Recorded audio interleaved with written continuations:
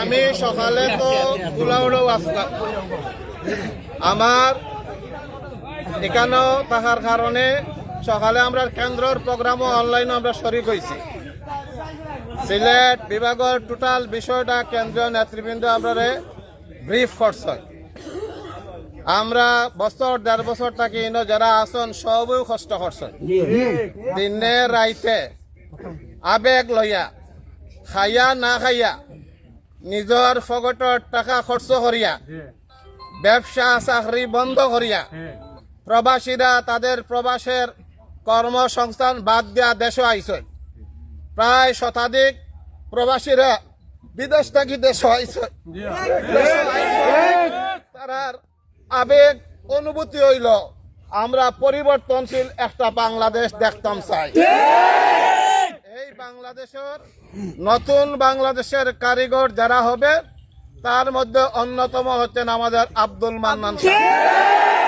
আমরা আপনার এই আবেগ রে সম্মান রে মর্যাদা দিয়া দেশ গড়ার অঙ্গীকার নিয়া দেশ গড়ার জন্য ডাক্তার শফিকুর রহমান সাহেব দেশে আহ্বান জানাইছেন, ঐক্যবদ্ধ করছে। তানি হাতরে শক্তিশালী করার লাগিয়া প্রবাসী দেশে সকলেই ঐক্যবদ্ধভাবে আমরা আগামীর বাংলাদেশ বিনির্মাণের স্বপ্ন নিয়ে দেশ এবং জাতির সাথে আমরা ঐক্যবদ্ধ হয়েছি। আর কোনো কিছু হোক আপনারা এই আবেগরে সম্মান দেখাইয়াও জেলা সংগঠন কেন্দ্রীয় সংগঠনের পক্ষ থেকে আমরা আপনারা দাবিটা কেন্দ্র পাঠাইছি। যখন আমরা চাইছেন আমরা কইছেন যে মাঠের জরিপটা আপনারা দেখা আমরা আমরার বিবেক মতো বুদ্ধি মতো আমরা তার কাছে পৌঁছাইছি। আমরার বাইরে আরো অনেক রিপোর্টগুলা তার কাছে গেছে। সব কিছু মিলাইয়া সর্বশেষ আমরা জেলা নেতৃবৃন্দ এক নাগা 3 দিন রাত নাই ঘুম নাই তারা আমরা সমমনা যারা আছেন তারার লগে শেয়ার করছেন, কেন্দ্রীয় সংগঠনের বিষয়টা বুঝাইছেন।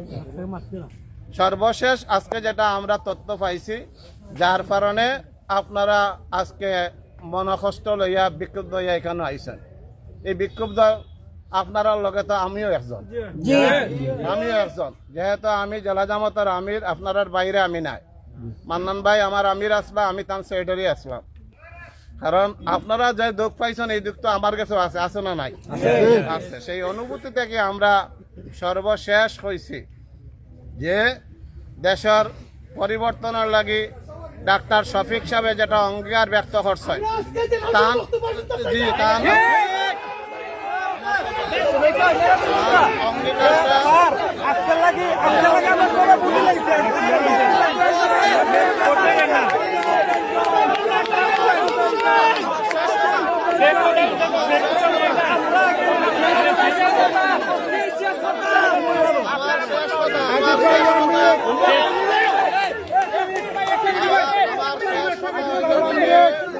আপনারা আমার কোনো বিমত নাই, আমার কোনো অন্য চিন্তা নেই, আপনারা তাহলে অসুবিধা নাই।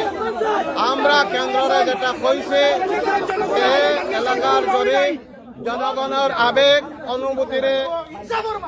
অনুভূতিরে মূল্যায়ন করিয়া তারা যেন 4টা পর্যন্ত প্রত্যাহারের সুযোগ আছে। এর ভিতরে আমরা এই আসনটারে যাতে কেন্দ্রীয় সংগঠন আর কিছু না করেন ওপেন করিয়া দৌকা।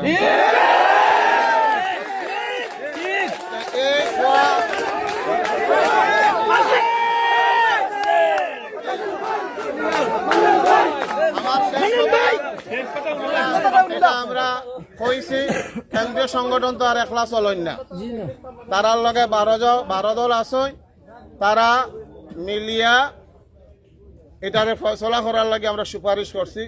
এই পর্যন্ত একটু অপেক্ষা করা লাগবে, বুঝা গেছে কিনা? এই পর্যন্ত অপেক্ষা করা লাগবে, শান্তিপূর্ণভাবে সুন্দরভাবে অপেক্ষা করুকা আমরা আছি ইনশাআল্লাহ।